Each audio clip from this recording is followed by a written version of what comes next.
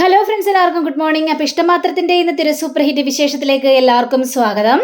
അങ്ങനെ മഹേഷും ഇഷിതയും കൂടി സംസാരിക്കുകയാണ്. അപ്പോൾ മഹേഷ് ടൂർ പോകുന്ന കാര്യം പറഞ്ഞു കഴിഞ്ഞപ്പോഴേക്കും ടൂറോ, ആഹാ അത് ശരി, അപ്പോൾ മഹേഷിൻ്റെ മനസ്സിലിരിപ്പ് ഇതായിരുന്നല്ലേ, അതിനു വേണ്ടിയാണ് ആദ്യയെ ഇവിടെ പിടിച്ചു നിർത്തിയിരിക്കുന്നത്. അതെ, അതിനു വേണ്ടി തന്നെയാണ്.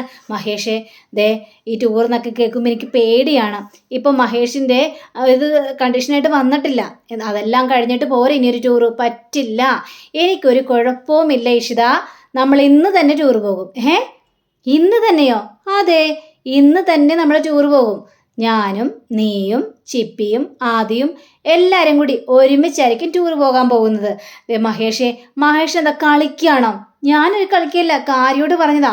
ഇന്ന് തന്നെ പോകാനുള്ളത് കൊണ്ടേ പെട്ടെന്ന് തന്നെ ഒരുങ്ങണം, റെഡി ആവണം. പിന്നെ മക്കളോടും പറയണം, അച്ഛനോടും അമ്മയോടും സംസാരിക്കുകയും ചെയ്യണം. മനസ്സിലായല്ലോ? അല്ല മഹേഷിന് ഡ്രൈവ് ചെയ്യാനൊക്കെ പറ്റുമോ? എനിക്ക് ഡ്രൈവ് ചെയ്യുന്നുണ്ടോ ഒരു കുഴപ്പമില്ല. താനെ കുഴപ്പങ്ങൾ ഉണ്ടാക്കാതിരുന്നാൽ മതി രക്ഷിത എന്നും പറയുക. അങ്ങനെ പിന്നീട് കാണിക്കുന്നത് നമ്മുടെ ആദിയെയും ചിപ്പിയെയും പിന്നെ രാമനെയും അതേപോലെ തന്നെ സ്വപ്നവല്ലിയാണ്. അപ്പോൾ സ്വപ്നവല്ലിയും രാമനും കൂടി പറയുകയാണ്, മോനെ ആദി, ഇത് നിൻ്റെ വീടാണ്, നിനക്ക് എപ്പോൾ വേണമെങ്കിലും ഇങ്ങോട്ട് വരികയും ചെയ്യാം, ഇവിടെ നിൽക്കുകയും ചെയ്യാം. നീ ഞങ്ങളിൽ നിന്ന് അകന്നു പോകരുത്. ദേ നിനക്കേ ഞങ്ങൾ വേണ്ടപ്പെട്ടവർ തന്നെയാണ്. ഒരു അന്യനെ പോലെ എന്തിനാ മോനെ ഇങ്ങനെ വന്നും പോയി നിൽക്കുന്നത്? നിനക്ക് സ്ഥിരമായിട്ട് ഇവിടെ നിന്നൂടെ എന്നൊക്കെ ചോദിച്ചപ്പോഴേക്കും, എനിക്ക് എൻ്റെ മമ്മിയെ ഒറ്റക്കാക്കിയിട്ട് വരാനായിട്ട് പറ്റില്ല. എനിക്കറിയാം നിനക്ക് മമ്മിയോട് അത്രയും വലിയ സ്നേഹമാണെന്നൊക്കെ മനസ്സിലായി. പക്ഷേ എന്നാലും നിനക്ക് ഈ വീടും വേണം, ഇവിടെയുള്ള എല്ലാവരും നിനക്ക് വേണ്ടപ്പെട്ടവർ തന്നെയാണെന്നൊക്കെ പറയാം. അങ്ങനെ സംസാരിച്ചുകൊണ്ടിരിക്കുമ്പോഴാണ് മഹേഷും നിഷിതയും കൂടി വരുന്നത്. അപ്പോൾ മഹേഷിനെ കണ്ടു കഴിഞ്ഞപ്പോഴേക്കും, ഡാഡി എനിക്ക് വീട്ടിൽ പോകണം ഡാഡി. പോകാമല്ലോ, നമുക്ക് ഒരുമിച്ച് എല്ലാവർക്കും കൂടി പോകാന്നേ. ഇത് കേട്ടുകഴിഞ്ഞപ്പോഴേക്കും ഈ നമ്മുടെ ആദിക്ക് ഭയങ്കര സന്തോഷം തോന്നുകയാണ്. അതെ, നമ്മളെല്ലാവരും കൂടി ഒരു ടൂറ് പോവുക. ടൂറോ? അപ്പോൾ ആദ്യം ഇങ്ങനെ അന്തം വിട്ട് നോക്കി നിൽക്കുക. രാമനും സ്വപ്നവല്ലിയൊക്കെ ചാടി എണിക്കണം. നീ എന്താ പറയുന്നത്? ടൂറോ? അതെ, ടൂറ് ഇന്ന് തന്നെ പോവുക. ഞാനും എൻ്റെ മക്കളും ഒരുമിച്ച് ഇന്ന് തന്നെ ടൂറ് പോവുകയാണെന്ന് പറയാം.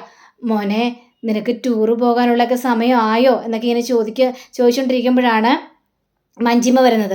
അപ്പോൾ മഞ്ജിമ ചോദിക്കുക, എന്താ ഇവിടെ പ്രശ്നം എന്ന് ചോദിക്കുകയാണ്. പക്ഷേ മഞ്ജിമയെ കണ്ടപ്പോൾ വലിയ മൈൻഡൊന്നും ചെയ്തില്ല. അപ്പോൾ സ്വപ്നവല്ലി ആണെങ്കിലും, മോനെ നീ എന്താടേ കാണിക്കുന്നത്? നിനക്ക് നിൻ്റെ ശരീരം ശരിയായിട്ടുണ്ടോ? നീ എണീറ്റതേയല്ലേ ഉള്ളൂ, അതിനു മുമ്പ് തന്നെ ടൂറ് പോകണമെന്നൊക്കെ പറഞ്ഞാൽ എങ്ങനെയാണ് മോനെ ശരിയാവുന്നത് ചോദിക്കുമ്പോൾ, എനിക്കൊരു കുഴപ്പവും. ദേ എനിക്ക് ടൂറ് പോകണം. ഇനിയേ വെച്ചോണ്ടിരിക്കാൻ പറ്റില്ല. നമ്മളൊരു കാര്യം തീരുമാനിച്ചു കഴിഞ്ഞിട്ടുണ്ടെങ്കിൽ അത് അപ്പം തന്നെ നടപ്പിലാക്കണം. ഇത് നാളെ ആവട്ടെ എന്ന് പറയുമ്പോഴാണ് ഓരോ തടസ്സങ്ങളും വന്നുകൊണ്ടിരിക്കുന്നത്. അതുകൊണ്ട് ഇനി നാളത്തേക്ക് നീട്ടി വെക്കുന്നില്ല അമ്മേ, ഞങ്ങൾ ഇന്ന് തന്നെ പോവാണ്. മോനെ ആദി, നിൻ്റെ വീട്ടിൽ പോയി ഡ്രസ്സുകളെല്ലാം എടുക്കണം. എന്നിട്ട് നമ്മൾ ഇന്ന് തന്നെ ടൂറ് പോകുന്നു. ഇത് കേട്ടുകഴിഞ്ഞപ്പോഴേക്കും ആദിക്ക്, ആണോ ഡാഡി, നമ്മൾ ഇന്ന് തന്നെ ടൂറ് പോകണം? അതേന്നേ, ടൂറ് പോവുകയാണെന്നേ, അതിനൊരു കുഴപ്പമില്ല. അപ്പോൾ ചിപ്പിക്കാണെങ്കിൽ സന്തോഷം തോന്നുകയാണ്. ഡാഡി, നമ്മളപ്പോൾ ടൂറ് പോവില്ലേ? പിന്നെ അല്ലാതെ ടൂറ് പോയി നമ്മൾ അടിച്ച് പൊളിക്കാനായിട്ട് പോവാണ്. അപ്പോൾ രാമനും അവിടെ സംസാരിക്കുകയാണ്, മോനെ മഹേഷേ, നീ തീരുമാനിച്ചത് തന്നെയാണോ? അറിഞ്ഞുകൊണ്ട് തന്നെയാണോ? നിനക്കത് ആരോഗ്യത്തിന് പറ്റുമോ എന്നൊക്കെ ചോദിക്കുമ്പോൾ, അച്ഛാ ഞാനൊന്ന് തീരുമാനിച്ചല്ലോ, ഇനി അതിലൊരു മാറ്റവും ഇല്ല, ഇനി ഒന്നും പറയേണ്ട ആവശ്യവും ഇല്ല. അപ്പോൾ മഞ്ജിമയാണെങ്കിൽ, നിങ്ങൾ ടൂർ എവിടത്തോളം പോകാനായിട്ടാ? ഓരോ ടൂറ് പ്ലാൻ ചെയ്യുമ്പോഴും ഓരോ പ്രശ്നങ്ങൾ ഉണ്ടായിക്കൊണ്ടിരിക്കുകയല്ലേ. ദേ ചേച്ചി കൂടുതൽ സംസാരിക്കരുത്. ഞങ്ങളുടെ ആദ്യത്തെ ടൂറ് മുടക്കിയ കാര്യമൊക്കെ എന്താ ഞാൻ വീണ്ടും വിശദീകരിച്ച് പറയണോ? അതിനെക്കുറിച്ചേ കൂടുതൽ എന്നെ കൊണ്ട് പറയിപ്പിക്കാൻ നിൽക്കരുത് എന്ന് മഞ്ജിമയുടെ മുഖത്ത് നോക്കി പറയണം. പിന്നെ ഞാൻ ഈ പറഞ്ഞ കാര്യങ്ങൾ മുഴുവനും ഇനി അപ്പം തന്നെ രചനയെ വിളിച്ച് പറയാനാണെങ്കിൽ, ഞാൻ അങ്ങനെ വല്ല അറിഞ്ഞു കഴിഞ്ഞാൽ പിന്നെ ഞാൻ തിരിച്ചു വരുമ്പോൾ ചേച്ചി ഇവിടെ ഉണ്ടാവില്ല, ഈ പട്ടിക്ക് പുറത്തായിരിക്കും, കേട്ടല്ലോ. അപ്പോൾ മഞ്ജിമ ദേഷ്യപ്പെട്ട അകത്തേക്ക് കയറി പോവാ. അപ്പോൾ മോനെ ആദി, നമുക്കേ ഇപ്പം തന്നെ ഇറങ്ങണോട്ടോ, പെട്ടെന്ന് വാ എന്ന് പറഞ്ഞുകൊണ്ട് ആദിയും കൊണ്ട് അങ്ങോട്ട് പോവാണ്. അപ്പോൾ രാമനോടാണെങ്കിൽ നമ്മുടെ സ്വപ്നവല്ലി, രാമ എനിക്ക് പേടിയാവുന്നു രാമ, ഇവൻ മഹേഷ് എന്തിനുള്ള പുറപ്പാടാണ്? വേണ്ട സ്വപ്നവല്ലി, ഇനി ഒന്നും പറയണ്ട, അവനൊരു കാര്യം തീരുമാനിച്ചു, അവനൊരാപത്തും വരില്ല, അവൻ നല്ല കോൺഫിഡൻസിലാണ് എന്നിങ്ങനെ പറഞ്ഞപ്പോൾ സ്വപ്നവല്ലിക്ക് വളരെയേറെ സന്തോഷം തോന്നുകയാണ്. സമയം തന്നെ ആകാശിനെ കാണിക്കുകയാണ്. അപ്പോൾ ആകാശ് ഇങ്ങനെ സെറ്റിലിരിക്കുമ്പോൾ രചന വന്നിട്ട് ഒരു കപ്പ് കാഫി എടുത്ത് കൊടുക്കുകയാണ്, എന്നാൽ ചായ എന്ന് പറഞ്ഞുകൊണ്ട്. പക്ഷേ അത് മൈൻഡ് പോലും ചെയ്യുന്നില്ല. അങ്ങനെ രചന ആ ടേബിളിൻ്റെ പുറത്ത് വെച്ചിട്ട് പോകാനായിട്ട് ശ്രമിക്കുമ്പോൾ, രചന നീ ഒന്ന് അവിടെ നിന്നേ എന്ന് പറയുകയാണ്. എന്താ ആകാശേ, വീണ്ടും പ്രശ്നം ഉണ്ടാക്കാനാണോ? ഇന്നലെ നമ്മൾ സംസാരിച്ച് തീർന്നതാണ്. വീണ്ടും പ്രശ്നം ഉണ്ടാക്കാനുള്ള പരിപാടിയാണോ? ഓ നീയേ ശരിക്കും മന്ദബുദ്ധിയാ. നീ നിന്റെ മകനെ ഇപ്പോൾ ദേ അവൻ്റെ അച്ഛൻ്റെ വീട്ടിൽ കൊണ്ട് പണയം വെച്ചിരിക്കുകയാണ്. ഇനി അവൻ ഇങ്ങോട്ട് വരുമെന്ന് തോന്നുന്നുണ്ടോ? അവന് അധികം താമസിയാതെ ദേ അച്ഛനിലേക്ക് തന്നെ അടുക്കും. പിന്നെ നീ ഒറ്റപ്പെട്ടു പോവുകയും ചെയ്യും. ദേ ആകാശേ, ഇല്ല, എൻ്റെ മോൻ അങ്ങനെ ഒരു പ്രവൃത്തി ചെയ്യില്ല. ഒരു ദിവസം അവൻ അവിടെ നിൽക്കണമെന്ന് പറഞ്ഞു. അതിനുള്ള കാരണവും ഞാൻ ഇന്നലെ തന്നെ ആകാശിനോട് പറഞ്ഞതാ. ഇനി ഇതിൻ്റെ പേരിൽ പ്രശ്നം ഉണ്ടാക്കാൻ നിൽക്കണ്ട. അയ്യോടാ, പ്രശ്നം ഉണ്ടാക്കാൻ നിൽക്കണ്ട പോലും. നീ കണ്ടോ, നിന്റെ മകനെ വെച്ച് തന്നെ നീ ചിലപ്പോൾ ദേ തകരാൻ പോവുകയാണ്. അത് നീ കണ്ടോ എന്നൊക്കെ ഇങ്ങനെ പറയുമ്പോഴാണ് പെട്ടെന്ന് കോളിംഗ് ബെല്ല് കേൾക്കുന്നത്. നമ്മുടെ ആദ്യ കയറി വരുന്നത്. ആദ്യം കണ്ടു കഴിഞ്ഞപ്പോഴേക്കും ഇപ്പം എന്ത് തോന്നുന്നു? എൻ്റെ മകൻ എന്നെ തേടി വരുമെന്ന് ഞാൻ പറഞ്ഞില്ലായിരുന്നോ? അവൻ കാലത്ത് തന്നെ വന്നത് കണ്ടോ? വാ മോനെ ആദി, എനിക്കറിയായിരുന്നു എൻ്റെ മോൻ രാവിലെ തന്നെ എത്തുമെന്ന്. ഇപ്പം മനസ്സിലായില്ലേ? ആകാശം എന്നിങ്ങനെ സംസാരിക്കുകയാണ്. അതെ മമ്മി, ഞാൻ മമ്മിയുടെ അടുത്ത് വന്നതേ ഒരു കാര്യം പറയാൻ വേണ്ടിയാ, ഒരു അനുവാദം ചോദിക്കാൻ വേണ്ടിയാ. അനുവാദം? എന്തിനുള്ള അനുവാദം? അതെ, ചിപ്പിയും ഡാഡിയും പിന്നെ ഇഷിതാമ്മയൊക്കെ ടൂറ് പോകുന്നുണ്ട്. അവരെന്നെയും വിളിച്ചിട്ടുണ്ട്. എനിക്കും ടൂറ് പോകണം. ഞാനതിന് മമ്മിയുടെ അനുവാദം ചോദിക്കാൻ വേണ്ടിയാണ് വന്നത്. ഇത് കേട്ട രചന ആകെ ഞെട്ടിപ്പോവാണ്. അപ്പോൾ ആകാശാണെങ്കിൽ ഇപ്പം എങ്ങനെയുണ്ട്? നീയല്ലേ പറഞ്ഞത് നിന്നെ വിട്ട് നിന്റെ മകൻ എങ്ങും പോയില്ല എന്ന്? ദേ ഇപ്പം അവൻ ഓരോ ദിവസം കഴിയും തോറും മാറിക്കൊണ്ടിരിക്കുകയാണ്. അപ്പോൾ അവൻ നിന്റെ കൈ വിട്ടു പോകും എൻ്റെ രചന. അപ്പം ദേ അങ്കിളെ, ഈ കാര്യത്തിലേക്ക് ഇടപെടാൻ നിൽക്കണ്ട. അല്ല, നിങ്ങളെന്തിനാണ് അവർ ടൂർ പോകുന്നത്? അതെന്തിനാ അങ്ങൾ ചോദിക്കുന്നത്? അതെ, എൻ്റെ വീട്ടിൽ നിന്നുകൊണ്ട് നീ നിൻ്റെ ഡാഡിയോടൊപ്പം ടൂർ പോകുമോ? അതൊന്നും എനിക്കൊന്ന് കാണുമല്ലോ. അപ്പോഴാണ് ദേ നമ്മുടെ മഹേഷ് നല്ല ഇടിവെട്ട് ടെസ്റ്റോട് കൂടി തന്നെ കയറി വരുന്നത്. ഇത് കണ്ട നമ്മുടെ മഹേഷ് തന്നെ ഇങ്ങനെ സംസാരിക്കുകയാണ്. ദേ എൻ്റെ മകനെ കൊണ്ടുപോകണമെങ്കിൽ എന്ന് നിൻ്റെ അനുവാദം വേണോ? നീ എന്തിനാണ് എൻ്റെ വീട്ടിൽ വന്നത്? എൻ്റെ മകൻ എവിടെയുണ്ടോ അവിടെ ഞാൻ വരും. അത് നീ ചോദ്യം ചെയ്യേണ്ട ആവശ്യമൊന്നുമില്ല. എടാ നാണം കെട്ട വർത്തമാനം പറയാൻ നിൽക്കതടാ. നിനക്ക് എണീറ്റ് നിൽക്കാൻ പോലും കൂടുതൽ ആയില്ലല്ലോടാ. അതിനു മുമ്പ് നീ ടൂർ പോകണം. ഞങ്ങൾ എവിടെ പോകണമെന്ന് ഞങ്ങൾ ചിന്തിച്ചോളാം. അതിൽ ഞാൻ പറഞ്ഞല്ലോ, നീ ഇടപെടേണ്ട ആകാശേ. ഇടപെട്ട് കഴിഞ്ഞാൽ ചിലപ്പോൾ ഞാനല്ലാതെ ആയി മാറുക തന്നെ ചെയ്യും. അപ്പോൾ നമ്മുടെ മഹേഷ് ആണെങ്കിൽ ആദി മോനെ, നമുക്ക് സംസാരിച്ച് നിൽക്കാൻ സമയമില്ല, എത്രയും പെട്ടെന്ന് പോകണം. അതുകൊണ്ട് മോളിൽ പോയി ഇഷ്ടപ്പെട്ട ഡ്രസ്സുകളൊക്കെ എടുത്തിട്ട് വാ, നമുക്ക് പോകാം. അങ്ങനെ നമ്മുടെ ആദ്യമാണെങ്കിൽ ശരി ഡാഡി എന്ന് പറഞ്ഞുകൊണ്ട് മുകളിലേക്ക് കയറി പോവാണ്. മുകളിലേക്ക് കയറി പോയി കഴിഞ്ഞപ്പോഴേക്കും രചനയോട് പോയി മഹേഷ് സംസാരിക്കുകയാണ്. രചന, ഞാൻ ഏതായാലും മോനെ കൊണ്ടുപോകാണ് ടൂറിനായിട്ട്. ഞങ്ങൾ ടൂറ് പോകാൻ പ്ലാൻ ചെയ്തിരിക്കുകയാണ്. അതുകൊണ്ട് തന്നെ പക്ഷേ എനിക്ക് ഇതിൻ്റെ ആരോടും അനുവാദം ചോദിക്കേണ്ട ആവശ്യമൊന്നുമില്ല. എൻ്റെ മകൻ്റെ കാര്യത്തിൽ തീരുമാനം എടുക്കാനായിട്ട് എനിക്ക് അവകാശമുണ്ട്. പിന്നെ ഞാൻ ഈ കാര്യങ്ങളെല്ലാം പറഞ്ഞത്, ഹാദിമോൻ എന്നോടൊരു കാര്യം പറഞ്ഞായിരുന്നു, എൻ്റെ മമ്മിയുടെ അനുവാദം ചോദിക്കണം, മമ്മിയുടെ അനുഗ്രഹത്തോടു കൂടി തന്നെ വേണം എനിക്ക് പോകാനെന്ന്. അതുകൊണ്ടാണ് ചോദിച്ചത്. ഇനി അതിൽ കൂടുതലൊന്നും പറയാനില്ലല്ലോ എന്നിങ്ങനെ പറഞ്ഞു കഴിഞ്ഞപ്പോഴേക്കും പിന്നെ രചനയ്ക്ക് അവിടെ പിടിച്ചു നിൽക്കാനായിട്ട് സാധിച്ചില്ല. അപ്പോൾ രചന നേരെ ആദിയുടെ റൂമിലേക്ക് ഓടി ചെല്ലുകയാണ്. അപ്പോൾ ആകാശാണെങ്കിൽ, എടാ നീ കൂടുതൽ എന്നോട് മത്സരിക്കാനായിട്ട് വരരുത്. നിന്റെ എല്ലുകളൊന്നും ജോയിൻ്റ് ആയിട്ടുണ്ടാവില്ലല്ലോ, എല്ലുകൾക്കൊന്നും ശക്തിയും വെച്ചിട്ടുണ്ടാവില്ല. നിന്റെ മുറിവിൽ പിടിച്ചെന്ന് ഞാൻ തന്നു കഴിഞ്ഞാലേ അതിൽ കൂടി ചോര ഒലിക്കോടാ.